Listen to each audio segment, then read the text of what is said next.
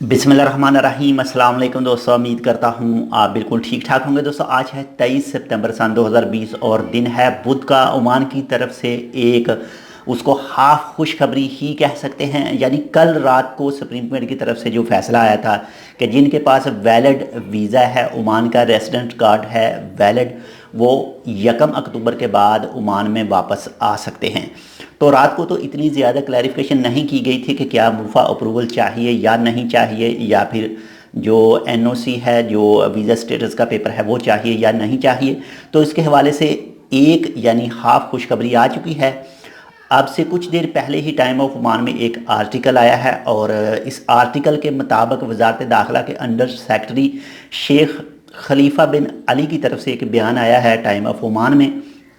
उन्होंने कहा है कि 1 अक्टूबर सन 2020 और दिन जुमेरात के बाद में जिन दोस्तों के पास भी, जिन लोगों के पास भी ओमान का वैलिड रेसिडेंट कार्ड मौजूद है, उन लोगों को अब मूफा का अप्रूवल नहीं चाहिए और वो बिना मूफा के अप्रूवल ही ओमान वापस आ सकते हैं।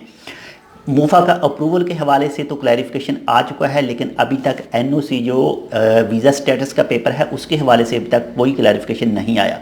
तो जैसे माशाल्लाह से मूफा का अप्रूवल तो नहीं चाहिए, ये आधी टेंशन समझो ख़त्म हो गई। अब एक क्लैरिफिकेशन बाकी रह गया है जो कि वीज़ा स्टेटस के पेपर यानी एनओसी का है। इंशाल्लाह उम्मीद है, दुआ करें कि वो भी ख़त्म हो जाए ताकि जो दोस्त भी इस वक्त रुके हुए हैं अपने मुल्कों में, वो जल्द से जल्द वापस आ सकें ओमान में। लेकिन एक बात मैं आपके साथ शेयर करता चलूँ कि आप जैसे ही ओमान में इंटर होंगे, ओमान में आएंगे, तो एयरपोर्ट पर आपका पीसीआर टेस्ट होगा। लेकिन अब तक की जो न्यूज़ है उसके हवाले से यही लगता है कि आपका जो पीसीआर टेस्ट है वो मस्कत एयरपोर्ट के ऊपर होगा, लेकिन इसके हवाले से भी अभी क्लैरिफिकेशन बाकी है, आने वाली है। लेकिन जो न्यूज़ के हिसाब से वो मस्कत एयरपोर्ट पर ही लगता है कि होगा, और 14 दिन का जो अपने घर में रहना है, बंद रहना है या किसी दूसरी जगह पर रहना है, वो अब भी लागू है। तो इंशाल्लाह देखते हैं, उम्मीद है कि इसके हवाले से कोई मज़ीद क्लैरिफिकेशन आएगी। जो बाकी रह गया है एनओसी यानी वीज़ा स्टेटस के पेपर के हवाले से, दुआ तो यही है कि वो भी जल्द ख़त्म हो जाए ताकि जितनी भी टेंशन है वो सब ख़त्म हो जाए और जो दोस्त भी इस वक्त इंतज़ार कर रहे हैं अपने अपने मुल्कों में, वो वापस आ सकें ओमान में।